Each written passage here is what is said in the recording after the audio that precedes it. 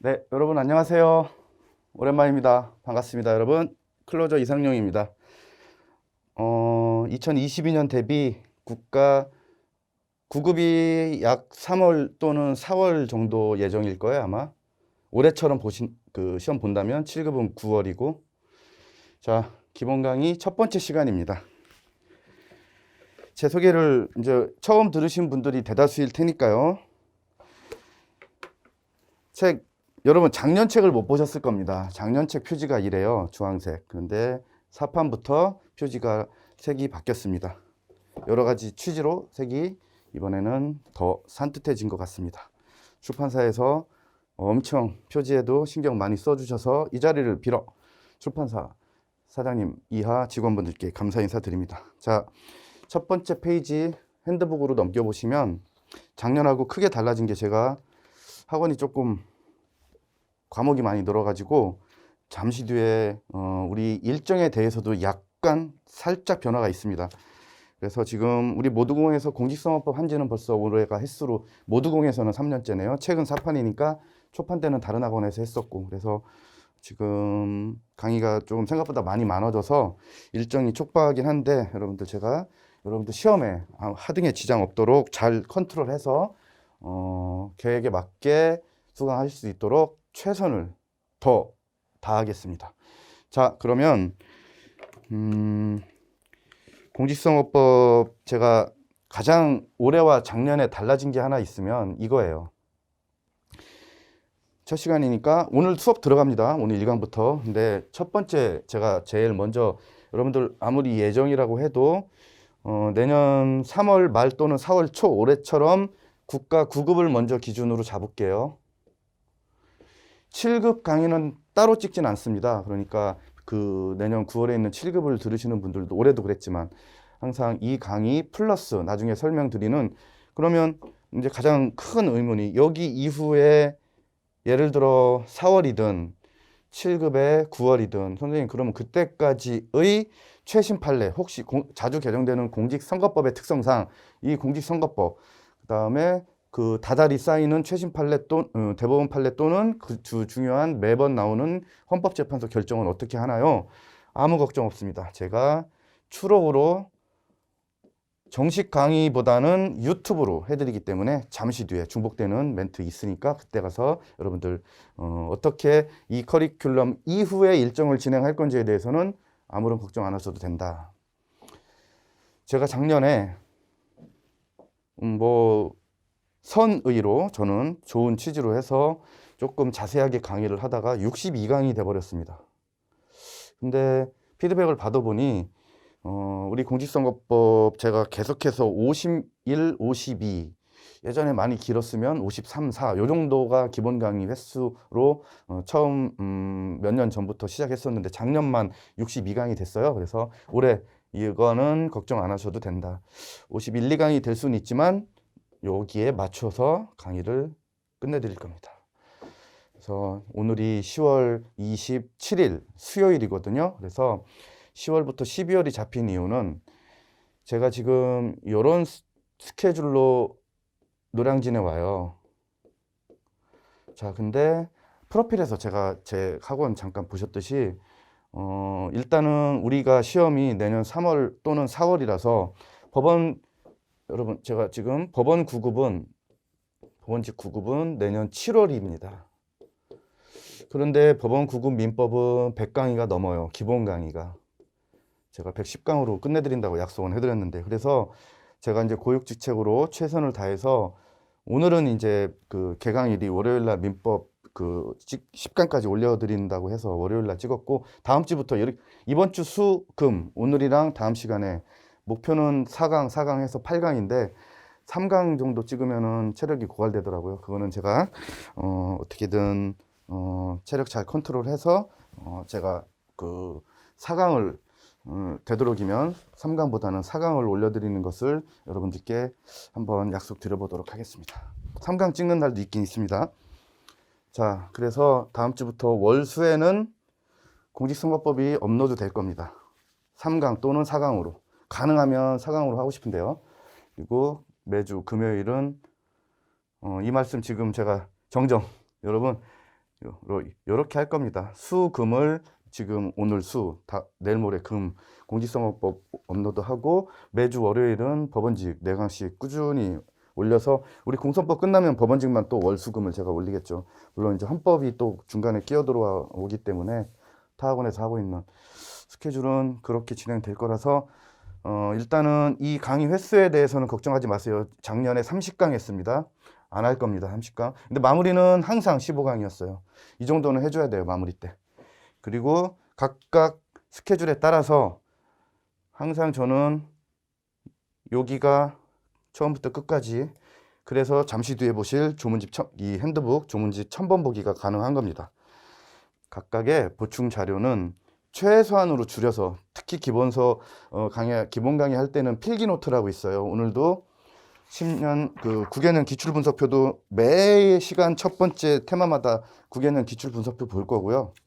올해 것까지 한 면으로 잘 이렇게 2013년 처음 공직선거법 시험 따로 분리돼서 20문항 나올 때부터 해서 21년까지 내년에는 이 목차를 없애야 한 방에 들어갈 것 같습니다.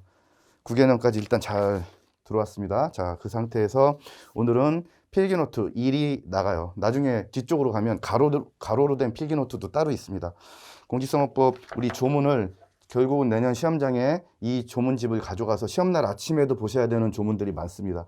절대 다 암기할 수가 없어요. 지금부터 1년을 봐도 암기는 다 안 돼요. 물론 우리 112조 기부행위 조항 같은 건 암기도 안 해요. 그 상태에서 이 조문집이 기본서에서부터 본다는 게 가장 차별화된 다른 강의와 비교되는 포인트입니다. 이 조문집을 2월, 3월 동안에 봐서는 여러분들 시험장에서 정확하게 빠르게 문제 해답을 고를 수가 없어요. 그렇기 때문에 4판까지 오면서 아주 호응이 좋고 검증된 방법이기 때문에 제가 이거를 공직선거법뿐만 아니라 헌법, 민법에도 다 적용해서 각각 과목마다 이렇게 핸드북이 있습니다. 전부. 자, 근데 그게 결국은 시험의 본질을 꿰뚫고 있는 사람들은 그 핸드북도 반복을 많이 안 하면 그 얇아 보이지만 완벽하게 암기할 수 없다는 걸 여러분들이 스스로 깨달으실 날이 오실 겁니다.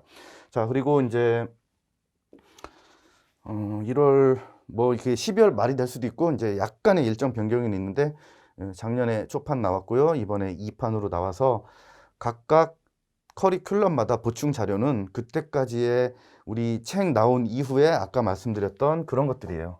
걱정하지 마시라고 했던 공직선거법 제일 괴롭히는 개정법. 판례도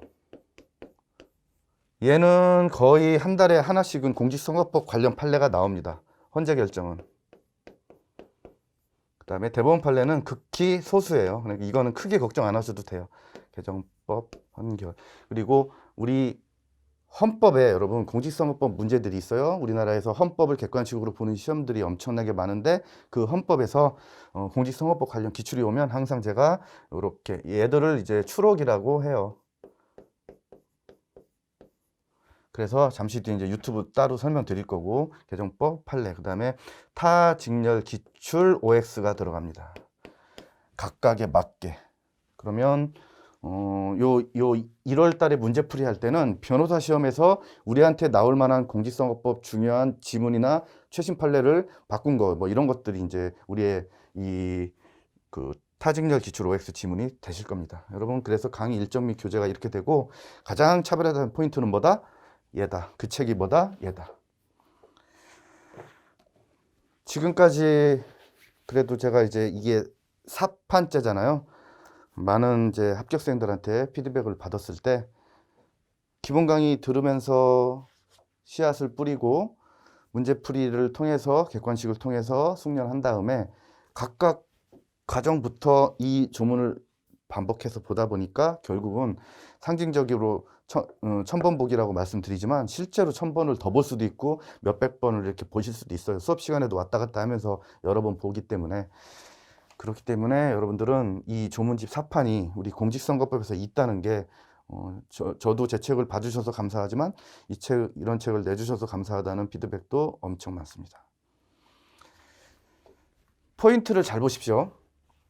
앞에다가 다른 과목 넣어도 똑같아요. 민법, 헌법. 아무튼 여러분 우리는 오늘 공직선거법이니까 줄이고가 첫 번째고 정확히가 빵순이에요. 그러니까 얘가 1순위로 하자면 얘가 1순위예요. 얘가 정확히 시험장에서 지문이 오면 오, 모르는 건 모르는, 이렇게 해서 빠르게 넘어가지 않고 어디서 본 지문인데 하고 시간만 허비하다가 문제도 틀리는 그런 경우가 생길 수가 있어요.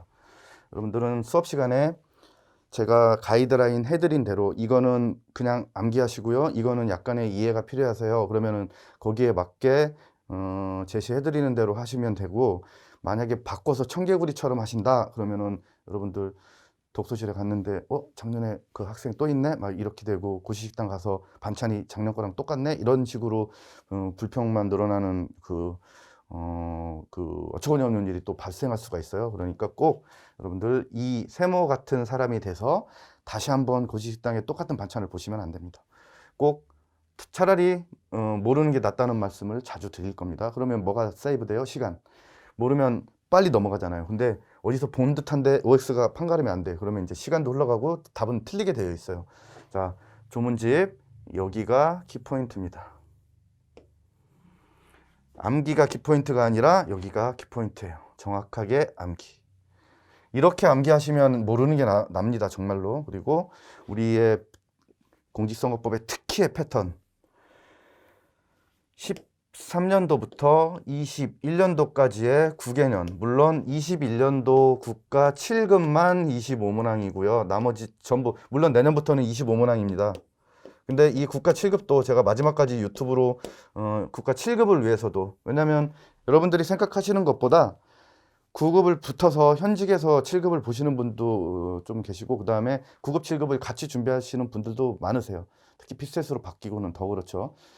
국어, 영어, 국사가 빠진 그 상태에서. 아무튼 이 7급 하시는 분들은 우리의 이 공직선거법이 어디에 플러스가 되냐면 헌법 푸실 때 플러스가 됩니다. 오늘도 그걸 여러분 가장 최근에 본 게 10월 셋째 주에 있는 지방 7급 보신 분도 계세요. 문제는 같습니다. 이제 시험은 따로따로 보는데 같은 날, 자, 지방 서울 7급 헌법이 문제가 같아요. 이 지문도 하나 보실 건데, 역시 헌법을 위해서 준비했던, 공직선거법을 위해서 준비했던 우리 책에 이 정답 지문 판례가 있으니 제가 가져왔겠죠. 자, 그래서 이거는 매 수업 시간마다 저랑 같이 보고 강의를 시작할 겁니다. 자, 얘는 뭐 무슨 말씀이냐면 frequently question and answer예요. 각양각색으로 질문들을 하시거든요. 우리 게시판, 제 이메일, 뭐 SMS, DM, 아무 수단과 방법을 가리지 말고 질문 다 하십시오. 물론 이제 공부한 거에서 앞으로 나갈 걸 중복되게 질문하시는 분은 없겠지. 나간 수업에 대해서 질문하시는데, 자, 여러분 이 뜻이 무슨 말이냐면, 질문을 학원 게시판이든 이메일이든 다양한 제 그 인스타든 DM 다 봅니다. 우리 수험생이면. 자, 그런데 선생님 저는 예를 들어 이런 경우의 수가 있어. 7급을 같이 하시는 분들한테는 크게 해당 사항이 없는데 이런 분들도 계세요. 고3 졸업하고 다이렉트로 들어오시는 분 여러분들 많지 않을 것 같죠? 그렇지 않습니다. 지금 코로나 때문에 더 이게 많아질 수도 있는데, 고3 분들이 여기가 지금 수능 정도 되어 있으시잖아. 그리고 나서 우리 이제 그 두 개의 공직선거법, 행정법 총론만 하면 되잖아. 근데 공직선거법을 할 때 헌법을 안 했잖아. 그 사회 정치에서 배운 거 말고 헌법을 안 했으니까 공직선거법에 있는 조문은 괜찮은데 대법원 판례나 특히 헌재 결정을 볼 때는 처음부터 위헌, 불합치, 한정위헌, 각하, 기각 이렇게 나온단 말이에요. 그런 분들 걱정 안 하셔도 돼요. 왜냐하면 그 수업에 필요한 만큼의 헌법 지식은 전달해 드려요. 그러나 헌법 그 주객이 전도되면 안 돼. 우리는 공직선거법 시간이고, 공직선거법에서 곁다리로 나오는 것들을 이해하기 위한 정도로의 인트로는 제가 다 말씀드리니까 아무 걱정 안 하셔도 된다. 헌법에 대해서 궁금하신 분 질문하면 제가 다 답변을 해드리는데, 우리는 공직선거법 시간이다. 헌법을 몰라도 우리 강의 듣는데 아무 지장 없다라는 의미의 가로의 헌법이고요. 하라고 해도 안 하실 거고, 이걸 잘 보세요. 미리 출력하지 마시라. 다 오려붙이는 게 아닙니다. 수업 이해를 위한 오늘 그 기출분석표 말고 필기노트라고 내드린 거 1페이지 같은 거 이런 것들은 오려서 붙이는 그런 게 아니에요. 책에 넣기에는 조금 불량사항 이런 그 여러 가지의 문제점 때문에 따로 빼왔던 것 뿐이고 필기노트도 모든 필기노트를 다 오려서 붙이는 거 아닙니다. 주된 음식에 양념이 너무 많이 들어오면 본 음식 맛을 완전히 변색시켜요. 이 책 한 권 나중에 표시하고 가필하고 포스트잇 붙여서 이 책 한 권 암기하기도 벅차고 시간이 그렇게 많지 않은데 여기다가 막 끼고 그러면 책이 나중에 막 이렇게 두껍게 부채살처럼 이렇게 막 부채처럼 이렇게 막 펴지고 너무 많이 끼는 걸 우리는 지양해야 돼요. 그래서 제가 꼭 껴야 될 것들만 따로 말씀드립니다. 나머지는 어느 정도의 가필과 보충으로 이해로 충분합니다. 자, 왜 반드시 시청이냐면 올해도 이제 이거는 제가 올해 4월부터 시작한 거예요. 올해도 4월 국가 7급, 9월 공직선거법 국가 9급 전에 혹시라도 헌재 결정인데 공직선거법인데 중요한 판례야 무조건 해드려요. 당연히 나왔지. 이거 10분짜리 올리려고 여기 와서 이렇게 그 공식 강의로 이렇게 올려드리는 거는 저도 시간도 안 될 뿐더러 효율성이 떨어져요. 그래서 이런 유튜브에서 여러분 제가 7급 하시는 분들은 제가 따로 말씀 안 드려도 헌법 올라간 콘텐츠 제가 보지 말래도 보셔야 됩니다. 왜냐면 거기서도 그냥 다 왜냐면 그 진짜 나올 것들로만 해요. 부서법령하고 최신 헌재 결정을. 근데 그달 거를 그달 올려드리기 때문에 여러분들한테는 정말 꿀 영양가 만점의 음식이에요. 그 올려드리는 콘텐츠들이. 자, 그래서 여러분들 유튜브는 선택이 아닙니다.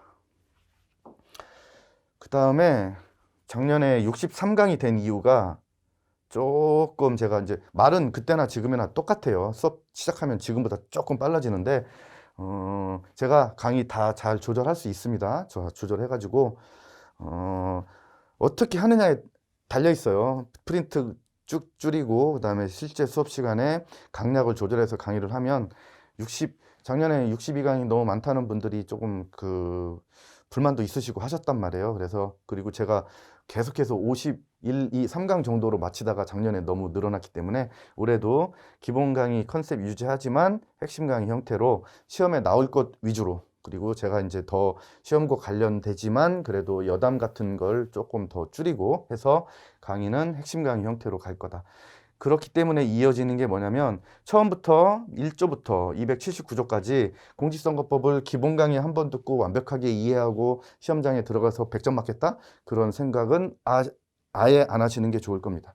공직선거법 처음 보신 분들이라면 핸드북 그리고 앞으로는 필요한 거는 수업 이해와 강의를 위해서 필요한 건 이것도 봐요. 그런데 여러분들은 어디에 손때가 계속 묻으셔야 되냐면 이 핸드북이고 조문도 그 기본서에도 조문은 들어있어요. 그러나 정리는 모두 여기입니다.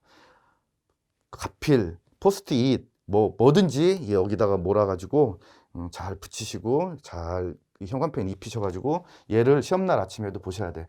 자, 일단 왜 마이너스 2개냐면 한 개는 어떤 시험에서도 누구나 실수를 해도 틀려요. 그리고 틀리게 어렵게 내는 문제들은 무조건 있게 마련이거든요. 어떤 과목이든. 자, 근데 우리는 공직선거법은 왜 2개냐면 아니 이러다가 찍어서 100점 맞는 건 그건 운이지 지금부터 바랄 순 없어. 그리고 완벽하게 100점을 목표로 공부를 하면 100점 안 나옵니다.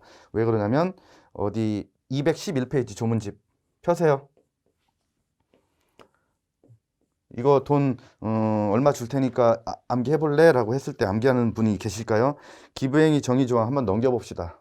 조문만 212 211부터 212 213 214 215 여러분 이거는 올해도 이제 문제가 나왔는데 물론 올해 문제는 이제 그 해설할 때는 해드려요. 기출 문제는 그 교수님의 그 다 의중이 담겨 있기 때문에 해드리는데 이 112조 애우는 그 애우고 시험에 가시는 분도 없고 문제 옆에다 놓고 이거 펴고 찾아도 못 찾습니다. 해설이 있으니까 그렇지. 자, 그래서 큰 욕심 부리지 마시라. 이렇게 공부를 하셨을 때 96점도 나오고 찍어서 100점도 나올 수는 있어. 근데 그게 목표가 되면 안 되고요. 나는 처음부터 1조부터 모든 판례와 모든 지문과, 처음에는 이분들은 헌법 용어만 생소한 게 아닙니다. 더 생소한 것들이 많아요. 그런데 여러분들, 제가 여러분들 앞에 이렇게 계속해서 이 좋은 책과 함께 이렇게 여러분들 앞에서 강의를 할 수 있는 건 그만큼 많은 분들이 제 강의와 우리 학원의 강의와 이 책으로 이렇게 짧은 시간 안에 선거 공무원이 되시는데 작은 도움이라도 됐기 때문이라고 저는 강하게 생각하고 있습니다. 다른 과목도 마찬가지예요.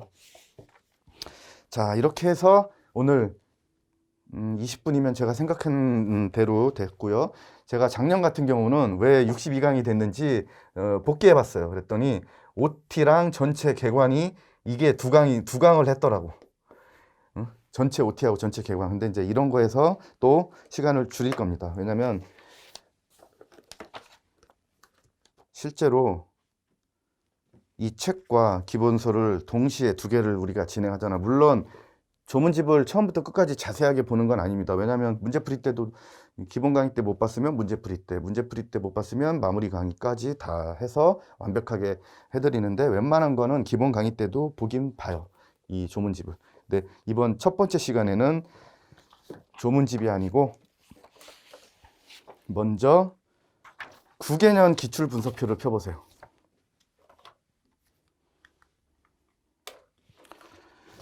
자, 기본서와 조문집 나중에 이제 따로 써드릴 건데, 기출 분석표, 우리한테는 나침반 역할을 할 겁니다. 그러면서 여러분들이 공직선거법 어떻게 구성되어 있구나, 전체를 우리 한 번은 봐야지. 우리 옆에다가, 그리고 여러분 조문집이든 기본서든 머리말 꼭 한번 머리 식히실 겸 시간 내서 꼭 한번 읽어보시고요.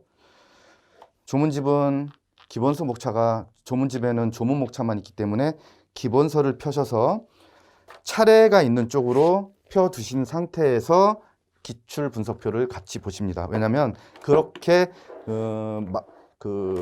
매칭을 시켜드렸습니다. 우리 기출 분석표. 왜냐하면 그래야 나중에 찾아서 들어가서 보기도 편하거든요. 야, 제가 이거 9개년 7, 8, 9, 6개년부터 시작했었구나, 그러니까. 자, 차례는 공직선거법 총론이 있는 그 페이지부터 펴두시고, 우리 총론에서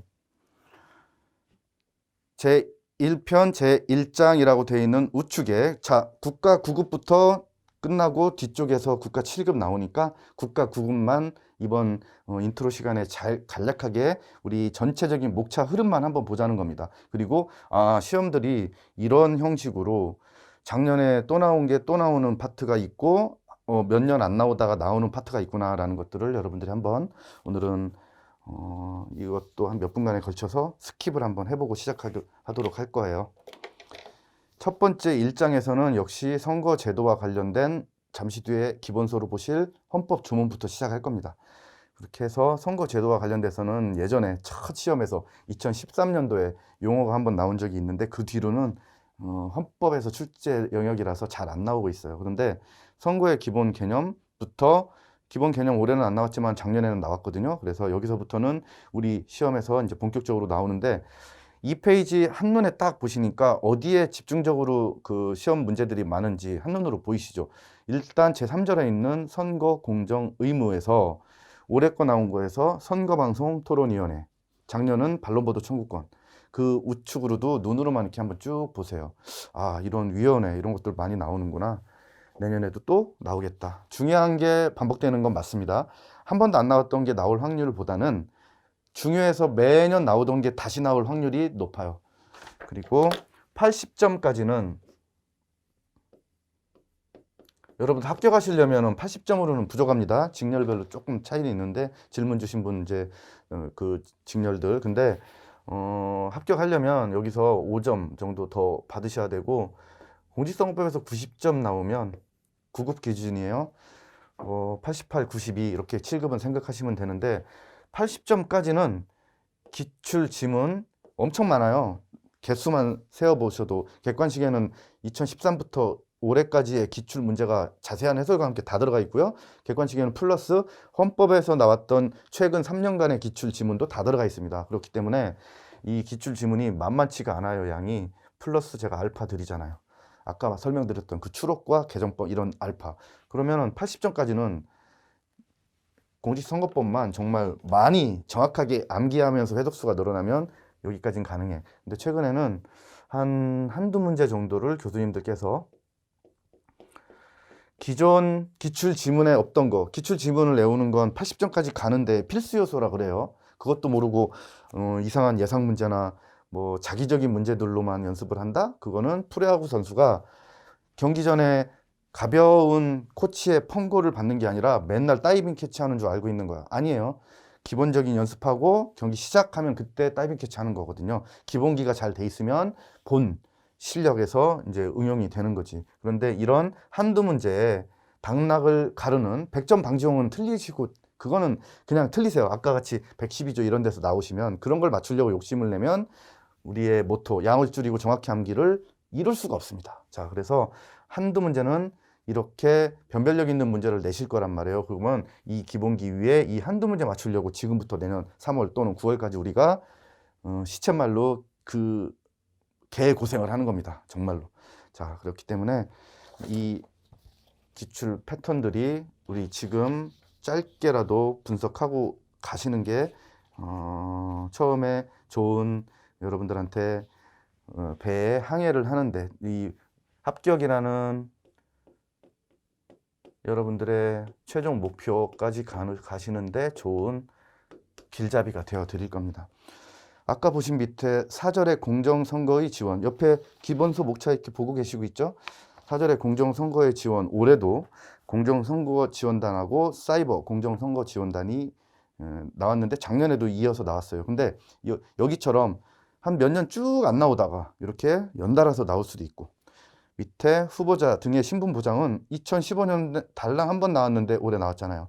그래서 우리는 어차피 얘 때문에 한 문제는 포기하고 들어가는 거예요. 아까 보셨던 암기 못하는, 거기는 암기를 할 필요도 없고, 제가 나중에 마무리 때는 그런 데는 하지도 않아요. 기본 강의 때 짧게 설명만 드리고 나올 걸 하는 거지. 자, 내년에는 보면 제 예상에는 대통령 선거가 있는 해고, 여러분들 우리 그 선거 연령이 이제 그 작년 총선 때부터 18세로 됐단 말이야. 생일 지나면 고등학교 3학년도 투표를 했었어요. 그래서 이것과 관련되고 내년에 투표도 있기 때문에 여러분 선거권, 피선거권에서도 3년간 시험이 안 나왔는데 나올 거가 제가 다 예측해드려요. 제 예측은 과학적인 분석으로 하는 거예요. 통밥을 이렇게 때려 맞춰가지고 그런 감을 발휘해서 판례 문제를 맞춰드리는 것도 있긴 있는데 정확하게 분석하고 타직렬에서 공직선거법 나왔던 것들, 그 다음에 동향 이런 것들 살펴서 해드리는데 내년에 선거권, 피선거권은 당연히 나올 겁니다. 교수님들도 다 이런 그 출제 기관에 이런 분석표가 저보다 더 정치하게 갖고 계실 겁니다. 기관에서 그 출제 기관에서 준 거. 그 다음에 3장에서 선거구와 의원 정수, 선거구 획정, 중원선거. 올해는 안 나왔는데 이런 데서 2절처럼 선거구 획정과 관련돼서는 얼마든지 나올 수 있고요. 나올 것으로 예상이 됩니다. 1절이 좀 많은데 한 장 넘겨보시면 선거 기간하고 보궐선거 있거든요. 근데 이 보궐선거가 조문이 국회의원 보궐선거 때문에 지자체장이랑 다 섞여 있는 보궐선거에서 이게 조문이 좀 바뀌어 있어. 자, 올해 우리 그 보궐선거 했었잖아요. 지자체장, 서울시하고 부산시장. 그것 때문에 이 조문이 바뀐 거예요. 너무 공백이 길어서. 1년 이상, 그 전 조문에 의하면 1년에 한 번밖에 안 했거든. 근데 2번 하게 돼 있어. 근데 그게 중요한 건 모든 선거를 2번 하느냐? 그게 아니라고. 포인트가 있기 때문에 여러분들 혼자서 나중에는 이 책을 정독을 하면서 반복하시는 건 이 기본 강의 한 번 들으면 스스로 하실 수 있다. 제가 다 짚어드리고 가이드라인을 제시해드리니까. 그래서 보궐선거 나올 확률이 더 높습니다.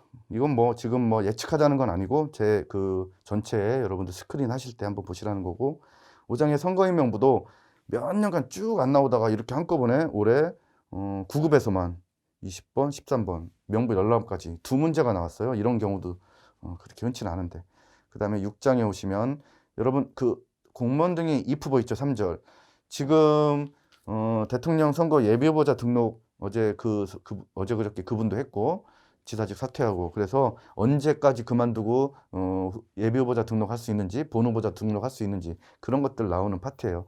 근데 여기 6장이 1절에 후보자 추천부터 등록, 공무원 등의 입후보 기타금 당내 경선 여기가 쭉 기출분석표 보시듯이 출제 보고입니다. 많이 나와요. 이제 여러분들은 이 강의 끝나고 내년 시험 끝날 때쯤 되면 이제 대통령부터 기초의원까지 기타금이 머릿속에서 이게 단추처럼 툭 누르면 툭 튀어나오는 겁니다. 기타금, 대통령 3억 이렇게. 근데 중요한 건 헌법 불합치 결정 받은 비례대표 국회의원의 기타금. 똑같이 지역구랑 같이 원래 1,500이었는데 헌법 불합치 판결을 받고 법이 바뀌어서 지역구는 그대로 1,500, 비례대표는 500 이런 것들이 시험에 나오는 거지. 자, 이제 본격적으로 공직선거법, 헌법에서 앞에까지는 헌법에서도 나올 만한 것들이 많았었는데 지금부터는 이제 공직선거법만의 아주 디테일하고 조문이 많은 그 파트인 자, 한 장 넘기셨죠? 제목은 제2편 선거운동 및 선거비용. 거기서부터 쭉 눈으로만 보세요. 맨 위에서부터. 선거운동, 공보, 대담, 토론회. 지금 막 예비후보자들 아직 경선 주자 선택 안 한 데는 아직도 하고 있고 대담 토론회. 기부행위, 선거비용, 정당활동 규제. 근데 전체의 박스 안을 보시면 거의 8장 빼고는 와, 거의 문제가 안 나오는 적이 없구나. 이렇게 보시면 됩니다. 그 다음 파트로 가시잖아요. 이게 이제 그 순서대로 되어 있어요. 우리 투표장. 그 다음 파트 가시면 이제 선거 등록했고 선거운동 했죠. 그 다음에는 이제 투표하고 개표해서 당선인. 이 시간적인 순서의 흐름대로 거의 돼 있어. 몇 개 조문은 조금 중간에 왔다 갔다 돼 있기도 하지만. 자, 그러면 5페이지에서는 아까 이제 그런 선거운동을 거치고 투표를 다 한 다음에 투표 날, 사전투표 날 어떻게 할 거냐. 그게 10장 1절에 있는 투표 및 투표소예요. 여기도 여러분 앞에 선거운동이 문제는 제일 많이 나는 걸 보셨는데 앞에서도 많이 났지만 뒤쪽으로 갈수록 이제 문제 출제 개수가 앞에보다는 조금 이제 빈도가 떨어지긴 해도 여기서도 나오는 파트는 정해져 있습니다. 투표 및 투표소. 투표용지는 가끔 한번 나왔죠. 그 다음에 투표 절차에서도 그렇게 자주 나오는 건 아니고 그 다음에 개표도 듬성듬성 나오긴 했는데 올해도 한 문제 나왔습니다. 개표도 개표 참관. 당선인의 결정이 거의 매년 나온다고 보시면 돼요. 당선인 결정. 그리고 나서 밑으로 내려오셔서 13장의 재선거, 보궐선거 이쪽 가끔 나오는 파트들입니다.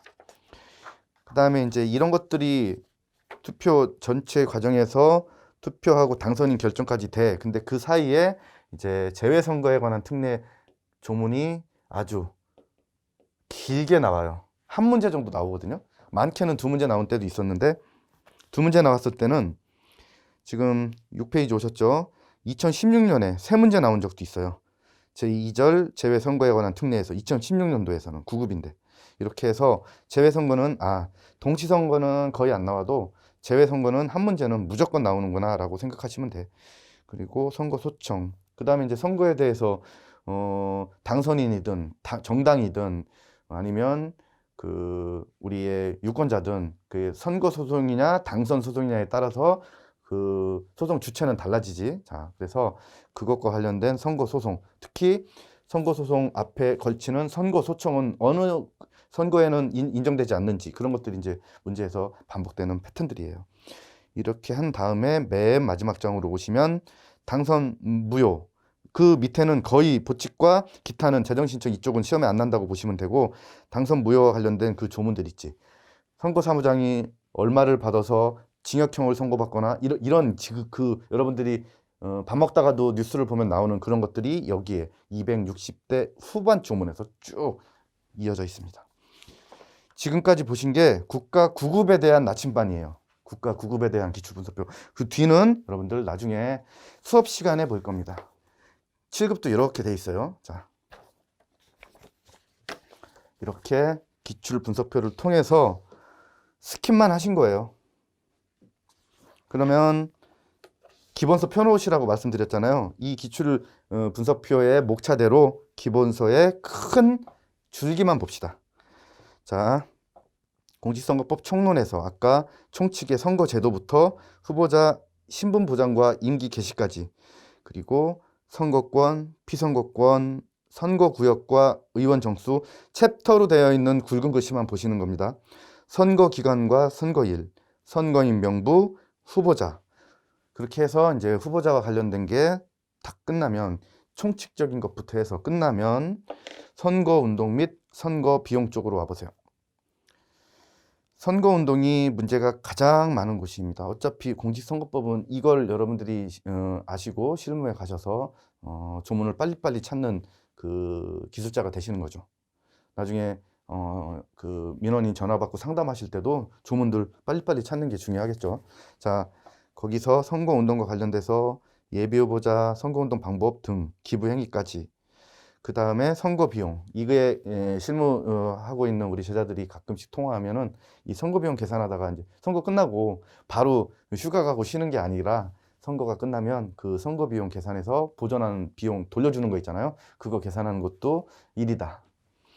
자, 그리고 선거와 관련 있는 정당 활동의 규제도 한 문제씩은 꼭 나오는 정당과 관련된 파트입니다. 밑에 보시면 투표, 개표 넘기시고요. 당선인 재보궐선거, 그 다음에 아까 말씀드린 동시 재외선거 특례는 재외선거에서 중점적으로 한 문제는 꼭 나온다. 다행히 16장에 있는 벌칙, 허위사실 공표죄, 몇 년 이상의 징역, 그런 거는 시험에 안 나와. 그런데 중요한 건 그거 조문은 안 나와도 그 조문 타고 앞에 있는 조문 되면 무슨 말씀이냐, 250조에 있는 허위사실 공표죄라고 핸드북으로 어디를 보시냐면요, 369페이지를 보세요.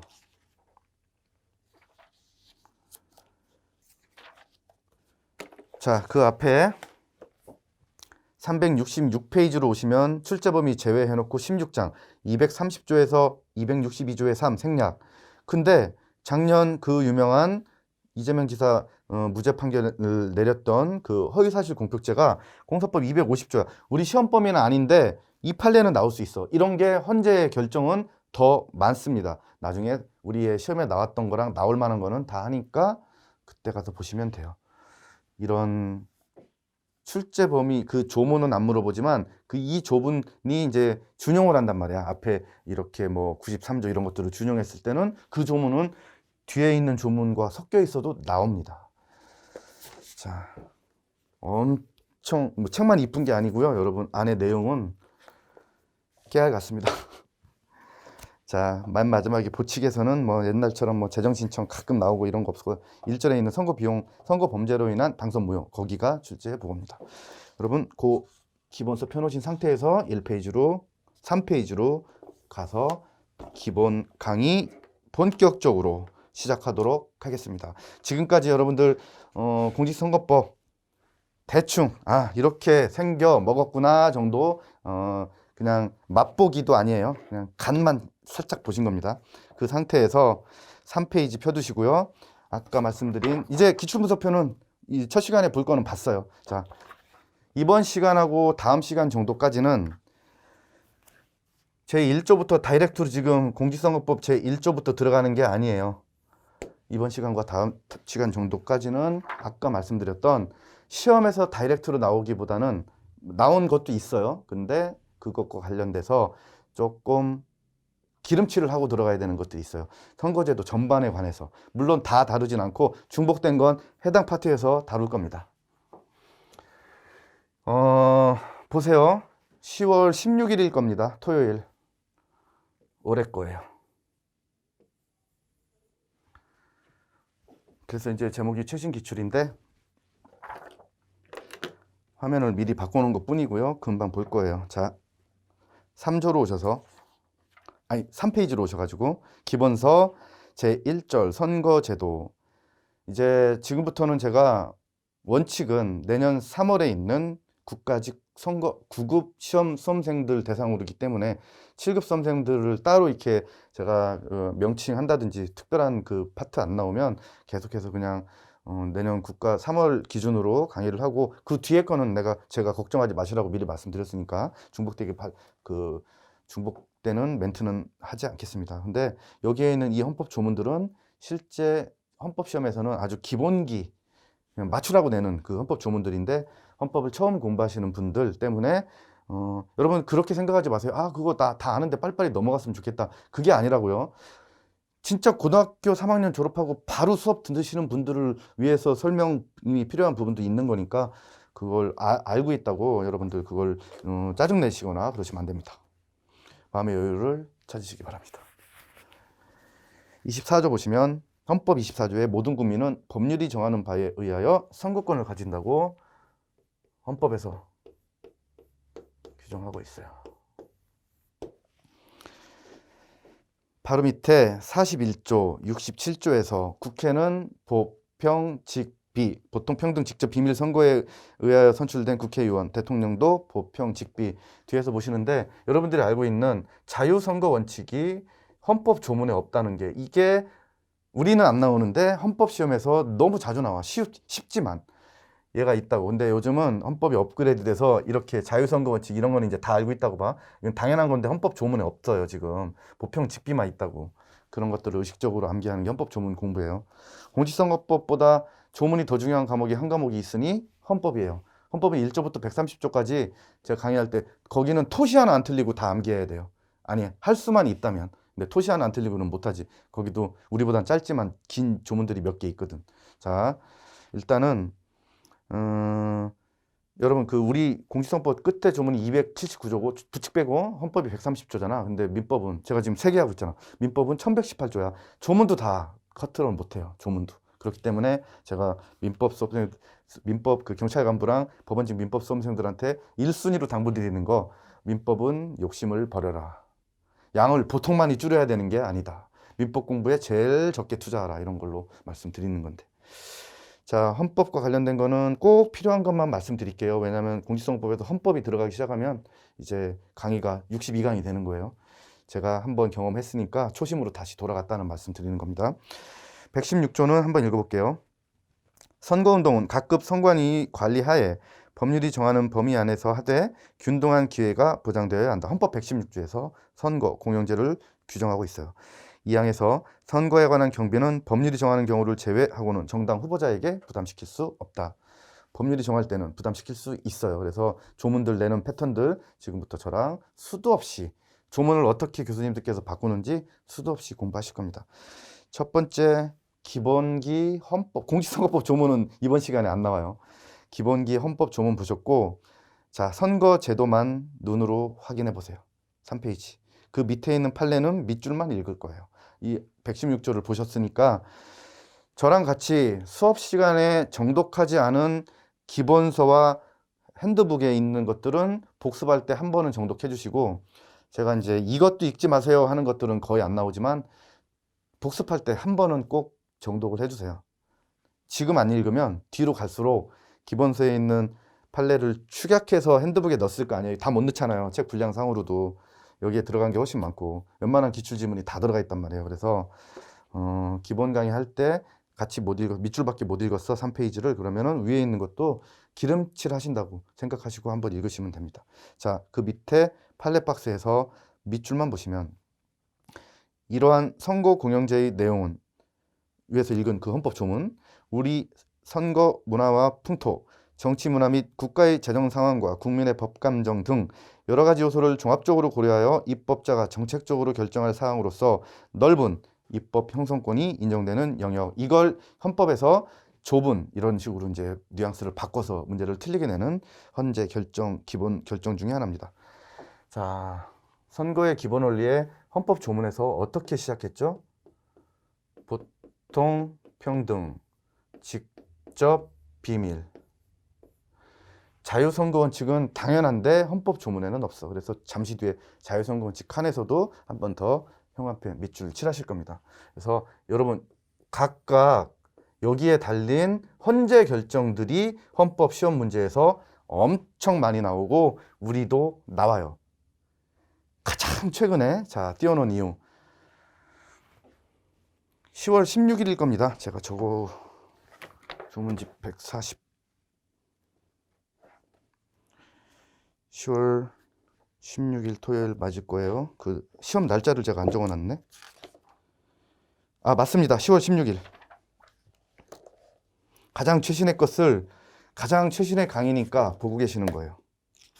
제가 이제 어제 그제 오늘 이 강의 준비하면서 저기에는 없어. 국가 7급 있죠. 9월에 봤던 거. 거기에는 공직선거법 단독 문제가 거의 하나씩 있는데 올해 국가 7급에서는 그러니까 그 비슷한 테마에서 한 지문 정도 끼어들어가 있는데 우리랑 다이렉트로 관련되지 않아서 자, 여러분 이 선거의 기본 원칙에서 4페이지 오셨죠? 그 4페이지에서 5페이지에 걸쳐 있는 박스 안에 있는 그 판례들은 아주 자주 나오는 헌법 시험에서 자주 나오는 그리고 우리 공직선거법에서도 조차 자주 나오는 아주 리딩 케이스 판례들이에요. 각각 우리 기본서와 핸드북 안에 해당 파트 나올 때 자세히 설명드리고 이 말씀을 처음에 안 드렸는데요. 판례는 우리 그 20문항 기준이든 25문항 기준이든 8대 2라고 생각하시면 됩니다. 이게 조문입니다. 우리는 여기가 판례고. 그러니까 제 해설 특강 들으셨던 분들은 20문항이면 판례 문제 3개. 물론 대법원 판례 문제가 단독으로 하나로 나올 수도 있어. 그런 기출도 보실 거고. 근데 보통은 헌재 결정이에요. 많이 나오면 7할이면 14문제, 6문제가 판례와 대법원 판례와 헌재 문제. 근데 6문제까지 간 적이 최근 걸 분석해봐도 거의 없습니다. 그래서 제가 이 조문과 판례의 이 비율 때문에 우리 핸드북에도 판례를 너무 그 장황하고 그 중간에 이제 이런 것들이 나와. 중략. 기본서에 있는 문구를 중간 생략한다. 이 문구 이제 오늘도 보실 건데요. 이거를 다 넣으면 핸드북이 너무 두꺼워집니다. 그러면 배보다 배꼽이 더 커지고 핸드북의 효용성이 없어져. 민법은 조문만으로도 축약해서 이 OX 지문이 훨씬 적은데도 민법은 핸드북이 600페이지예요. 우리 거의 2배입니다. 지금 공직선거법의 2배. 그래도 민법은 그 정도도 80점 맞기 위해서 버거워, 벅차. 자, 지금 이 보평 직비, 보통평등 직접 비밀, 그 다음에 여기 이제 자유선거 원칙까지 우리 네모 칸에는 있는데, 자, 그 중에서 얘는 두 번째에 있는 평등선거 원칙에 관련된 판례예요. 자, 그래서 우선 순서를 바꿔서 보통선거 원칙 의의만 보시고 그 밑에 있는 것들은 시간이 많이 소요되는 자세하게 설명드릴 판례들이니까 의의만 그 기본사상의 문구로 한번 보십니다. 보통선거 원칙 칸에 있는 거. 선거인의 사회적 신분이나 재산, 지위에 관계없이 모든 사람에게 선거권 및 피선거권을 인정하는 것. 이거의 반대는 당연히 제한 선거가 될 거예요. 그 밑에 있는 것들 헌재 결정 점 하나, 둘, 셋 엄청 중요한 건데 여기서 우리 기본 강의 때 다루지, 그러니까 지금 진도를 나가는 게 아닙니다. 우리는 지금 아직 빨래줄도 아직 못 쳤어요. 빨랫줄을 쳐야 옷을 널잖아요. 근데 우리는 아직 이 빨랫줄을 치기 위한 이 막대도 아직 치지 못한 상태예요. 그러니까 처음부터 큰 욕심 버리고 한두 번, 두세 번까지 끝까지 볼 때는 중간에 생소한 용어나 잘 이해가지 않는 파트가 나오더라도 질문 언제든지 하시되 한번 참고 끝까지를 두세 번 이렇게 반복하는 그 연습을 하십시오. 그러면 훨씬 효율적이고 여러분들이 스피디하게 핸드북을 암기하실 수 있을 겁니다. 자, 그래도 이번 시간에 얘를 이제 왜 우리 조문집이 얼마나 정말 저 강사가 왜 이렇게 이 조문집 하는지를 단적인 예를 보여드리려고 하는 거예요. 이거는 이제 우리 공직선거법을 치신 분들은 이런 것들은 껌이에요. 얘가 정답 지문이에요. 이게 옳지 않은 것은 고르는데 얘가 답이야. 1, 2, 3, 4 중에. 얘가 지문 4예요. 여러분 공선법도 간략하게만 지문이 나온다고 생각하시면 기출문제 보시면 오산입니다. 공선법도 긴 지문이 있고 헌법도 긴 지문이 있고 짧은 지문이 있는 겁니다. 어느 시험이든 다 짧게만 길게만 낼 수 없습니다. 근데 최근에는 지문이 긴 문제들도 꽤나 많습니다. 일단 평등선거 원칙의 기본 의의를 기본서로 한번 읽어볼게요. 선거인의 투표 가치가 평등하게 취급되는 제도, 차등 선거와 반대되죠. 아까 보통 선거는 제한 선거와 반대되는 거고. 자, 여기서 보통 선거가 모든 사람에게 원 맨, 원 보트. 기본서상에 있는 그 가로치고 영어 용어예요. 그런데 평등성공 원칙은 원 보트 원 밸류예요. 가치가 똑같아야 돼. 그래서 이 평등성공 원칙 이 칸에서 사실은 상대적으로 시험이 더 제일 많이 나오기도 합니다. 자, 그러면 여러분 공부 하나도 안 하신 상태에서 보세요. 혹시 이제 그 강의를 들으실 때는 정지시켜 놓고 OX를 한번 판단해 보세요. 자, 저는 이제 이어서 가겠습니다. 여러분 다시 플레이 시켰다고 생각하고 읽어보겠습니다. 평등성공원칙 개념만 읽고 이 판례는 여기에 없어요. 나중에 설명드릴 건데 위헌 판례 아닌 것들 모조리 다 지금 자세하게 다루지 않아. 우리는 위헌 불합치를 하고 소거법으로 푸는 연습을 계속해서 할 거야. 판례가 엄청 많거든요. 그런데 공직선거법 관련된 건 웬만한 건 다 들어가 있다. 그런데도 아시죠? 옛날 지금 현재 말고 공직선거법이 고등학교를 졸업한 공직 후보자에 대해서는 수학기간의 기조를 요구하지 않으면서도 실제 시험장에서 읽을 때도 끊으셔야 돼요. 이렇게 단락을. 고등학교 졸업 학력 검정고시에 합격한 공직 후보자에게는 고등학교를 중퇴한 경력에 대해서 그 학력을 기재할 때 얘를 함께 기재하도록 요구해. 정식으로 졸업한 사람이랑 중퇴한 사람이랑 차별하고 있어서 헌재까지 간 거야. 차별 비교 집단도 안 되면 이렇게 해주지도 않습니다. 나중에 이제 헌재 결정 얘기할 때 말씀드릴 건데 이 사실관계는 불합리한 차별이어서 이런 사람들을 불합리하게 차별해서 평등원칙에 위배된다. 헌재가 평등원칙에 위배되지 않는다고 판시했어요. 그 이유는 예로 보실 겁니다. 우리 핸드북에는 예상 지문이라고 들어가 있어요. 그리고 제가 헌법까지 다 분석해서 아직 우리 기출에는 안 나왔지만 나올 만한 근거를 가지고 제 감도 있지만 보통은 근거를 갖고 실어드려요. 이 소중한 여러분들이 투자해야 되는 노력, 시간과 비용을 투자해야 되는 여기다가 아무거나 막 함부로 넣지 않습니다. 조문지 144페이지 관련 판례에서 점으로 되어 있고 대괄호 1과 대괄호 2는 수업 시간에 보실 거고 이 정답 지문의 근거 규정인 3번만 보십시오. 이 책 나오고 시험 본 거예요. 이 책이 인쇄소로 가고 시험 본 거니까 이 책을 이 기출 지문을 보고 여기다 넣은 게 아니라는 말씀을 드린 거예요, 지금. 대괄호 3 읽어봅시다. 고등학교를 졸업한 사람에 대해서는 수학 기간의 기재를 요구하지 않으면서도 고등학교 졸업 학력 검정고시에 합격한 사람이라 하더라도 고등학교를 중퇴한 경력에 대해서는 그 학력을 기재할 때 그 수학 기간을 기재하도록 요구하는 것, 이것이 불합리한 차별이 아니라 불합리한 차별이라고 볼 수 없어 중퇴 학력 표시 규정이 평등원칙에 위배된다고 볼 수 없다고 봤어요. 이거 필기하지 마세요. 프린트로 나갑니다. 나중에. 이런 프린트 말고요. 프린트가 하나 더 있어요. 나중에. 이 핸드북에 오려 붙일 만한 사이즈로 다시 한번, 그리고 기본서가 흑백으로 되어 있는데 프린트는 컬러로 다 나갈 거예요. 기본서도 지금 원고는 컬러예요.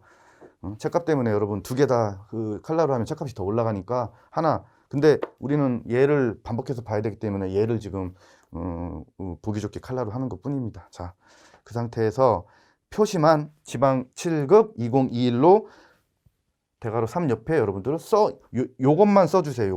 요것만 써주시고 이 지문은 제가 프린트로 드려요. 나중에 혹시 오려서 붙이시고 싶으신 분도 계시고, 근데 저는 이제 합헌 기각되고 위헌이나 불합치 아닌 건 오려서 붙이라고 원칙적으로 말씀드리지 않습니다. 중요한 위헌, 헌법 불합치 이런 판례들 아니면 그 견해가 변경된 판례들 그런 것들은 오려 붙이셔서 여러 번 반복하게 말씀드리는데 얘들은 이 정도로 보시고 여기다가는 요 기출 표시만 쓰실 걸 추천드리는 거예요. 우리 먼저 한번 보신 겁니다. 왜 이렇게 했냐면 궁금하시죠? 2번만 보실까요? 대괄호 2. 원래 그 수업 시간에 할 건데. 학교를 중퇴한 경우 그 수학 기간은 개인마다 천차만별일 것이므로 수학 기간을 기재하지 않고 단순히 중퇴 사실만 기재하면 수학 기간 차이에 따른 학력 차이를 비교할 수 없다. 거기 중량 나오지. 그 중략이 기본서에 생략된 문구가 쭉 들어가 있어. 여기다가 축약해서 기본 강의 한번 듣고 여기다가 볼 때는 이 정도만 봐도 돼. 그 기본 강의 때 이 전체를 볼 겁니다. 근데 이렇게 헌법 불합치나 위헌 판결 아닌 거는 여러분들 실제 시험장에서 틀리면 안 되는 지문이에요. 절대로. 이런 근데 얘가 여러분 1, 2, 3도 쉬운 지문은 한 지문 정도밖에 없어요. 그러니까 얘를 정확하게 알고 있느냐를 물어보고 싶으셨던 거예요, 교수님께서는. 근데 공직선거법을 공부하면 왜 헌법에 도움이 돼요? 공직선거법에서 봤는데 헌법에서 못 봤어도 맞출 수 있잖아. 그래서 7급을 같이 준비하시는 분들은 유튜브에 있는 제가 올려드린 헌법 콘텐츠들은 필수 시청입니다. 필수 시청. 그리고 그거 우리 헌법도 우리 모두공에서 제가 이제 찍어서 올리는 건데 하물며 다이렉트 공직선거법 지문과 판례라고 생각하면 이건 말할 것도 없지. 그리고 최근 판례까지 교수님들이 출제하시는 거를 너무나도 선호하세요. 그렇기 때문에 함부로 허투루 가장 최신에 올려드린 10분, 15분짜리 콘텐츠를 여러분들이 무시하시면 안 됩니다. 자, 이렇게 해서 맛보기로 우리 책에 우리 시험에 기출 안 됐는데 책에 들어가 있네. 단적으로 하나 먼저 보여드리려고 제가 만들어 왔습니다. 이 문제 3주도 안 된 따끈따끈한 문제예요. 지금이 10월 달이잖아요. 3주가 뭐요? 그러니까 10월 16일이니까 2주도 안 됐네요. 자, 이제 기본서 4페이지 오셔서요. 이번 시간 마무리를 어디까지 제가 지어드릴 거냐면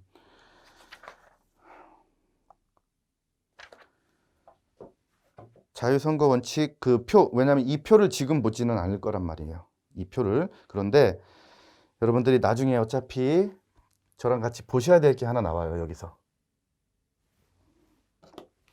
지금 기본서 4페이지 펴두셨잖아요. 이건 다음 시간 거고요. 이걸 오늘의 마지막 멘트로 제가 이번 시간 여기 4페이지 평등선거 원칙 네모 칸에 있는 거 하나만. 왜냐면 기본서 4조 너무 중요해. 이 4페이지 안에 있는 여러분 우리 서울의 어느 구 여기 노량진 제가 거주하고 있는 관악구 아무튼 대도시에 있는 특히 서울에 있는 이 구하고 시골에 가서 농촌 지역에 있는 어떤 군이라고 쳐요. 여기서는 인구 한 8만 정도의 국회의원 한 명이 뽑아. 인구 8만 정도의 군에서. 근데 여기는 한 80만이라고 이 가정을 하는 거야. 80만. 이게 원맨 원보트. 보통 선거 원칙에는 위배되지 않지만 원보트 원밸류에 얼마나 큰 차이가 있습니까? 한 구역의 국회의원이 대표하는 대표성이 이런 것들 때문에 평등선거 원칙에서 처음에는 4대 1을 넘지 말라고 했어요. 아무리 1대 1로 80만에 하나 여기 군 다 합쳐갖고 여러 군 합쳐서 80만 만들어서 국회의원 한 명 뽑아 이렇게까지는 못해. 수치상으로 가능하지도 않고. 그런데 최소한 이제 이 과정이 있는 건데 최소한 처음에 지금은 여러분 국회의원은 2대 1이고 시도지사 자치구 시구는 3대 1이에요. 결과론적으로 지금 페이지 안에 있는 깨알 같은 판례가 이 뜻이에요. 근데 너무 중요해. 계속 많이 나올 거고 앞으로도 헌법이든 공직선거법이든 시험 문제가 꼭 무조건 나오는 중요한 파트예요. 그래서 이번 시간 마지막으로 여기를 설명드리는 겁니다.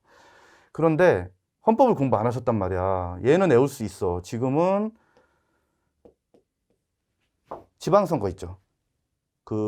광역시장, 그 다음에 자치구, 시군, 군수, 그 다음에 기초의원. 여기는 3대 1이에요. 얘는 상하편차라는 말인데 국회의원은 지금 2대 1입니다. 2대 1을 넘으면 헌법불합치 또는 위헌 판결 나와요. 그래서 위헌 나와요. 위헌. 그래가지고 33과 3분의 1을 넘으면 안 돼. 헌법만 공부하시는 분들이 그냥 암기하셨을 건데 얘가 무슨 뜻이냐면 지금 2, 5, 3, 4, 7인 거는 다 알고 계세요. 비례대표 47, 지역구 253. 그러면 약 우리 거 5천만으로 소수점 이런 거 따지지 마세요.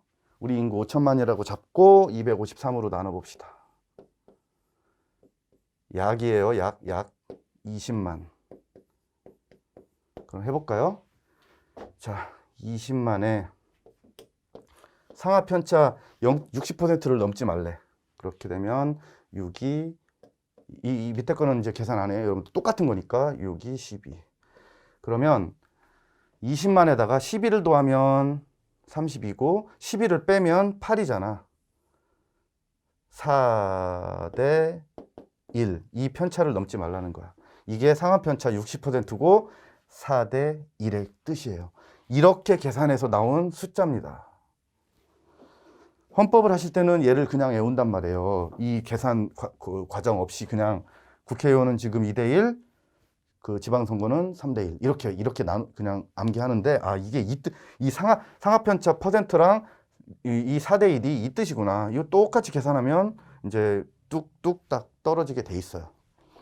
그게 4페이지 네모칸 안에서 맨 아래로 내려오셔서 나머지는 이제 우리 실제 수업 시간에 아주 너무 그 정확하게 그 완벽하게 암기해야 될 그 표 있어요. 얘를 이제 제가 여러분들이 암기하기 쉽게 표로, 기본서도 당연히 있지만 표로 딱 만들어 드린 거 있습니다. 그것만 눈으로 한번 확인하실까요? 이런 걸 굳이 안 써도 된다, 우리가. 자, 뒤쪽 페이지 국회의원 선거구 획정 관련된, 자, 우리 페이지를 이래서 조문지 51페이지로 오세요. 조문지 51페이지에서 이 말을 얘를 표로 상단에다가 해놨는데, 그거를 여러분들이 사진 찍듯이 암기하는 게 우리의 목표입니다. 끝까지 그 다 돼 있고, 그다음에 문구만 너무 중요하니까 이번 시간 마지막으로 한번 보십니다. 4페이지 평등선거원칙 칸 맨 아래 점. 2018 현재는 현 시점에서는 시도의원 지역구 획정에서 허용되는 인구편차 기준을 인구편차 상하 50% 3대1. 그 다음에 기초, 이건 광역이잖아요. 기초, 자치구, 시군, 선거구 획정도 3대1로 변경했습니다. 너무나 중요하고요. 과정을 하나 여기서 설명드려야 돼. 그런데 얘가 헌법불합치 판결이 아니야. 이 안에 있는 이 중요한 게 변경이 됐는데, 얘를 갖다 적용했더니 3대1을 안 넘은, 그 3대1을 그러니까 부족하지 않게 했던 거야. 그래서 3대1을 안 넘어서, 이때는 3대1을 넘으면 위헌이나 불합치가 나오거든. 근데 안 넘어서, 근데 그 다음번에 2019와 올해 이제 마포구 선거까지 그 인천 그 두 번에 걸쳐서 3대1을 넘어서 위헌 판결 받은 걸 수업 시간에 공부를 할 겁니다. 처음 만남에 여러분들한테 제가 OT 플러스 앞에 있는 기본 개념과 시험 우리 강의 내내 나오는 이 용어의 뜻까지 이번 시간에 보셨습니다. 다음 시간에 5페이지부터 기본 개념 쭉 보시고, 오늘 아마 3강 정도째 되면은 이제 본격적으로 조문집에 있는 우리 실제 기출 지문들을 보시게 될 거예요. 여러분들은 이렇게만 하시면 돼요. 저랑 같이 맨 마지막에 있는 멘트로 이번 시간을 정리를 해드리겠습니다. 이 책으로 컴팩트하지만 시험장에서 빠르고 정확하게 문제를 만들 수 있게 누가 여러분들과 함께 합니까? 여러분들의 시험을 끝내줄 클로저 이상용이었습니다. 잠시만 쉬겠습니다.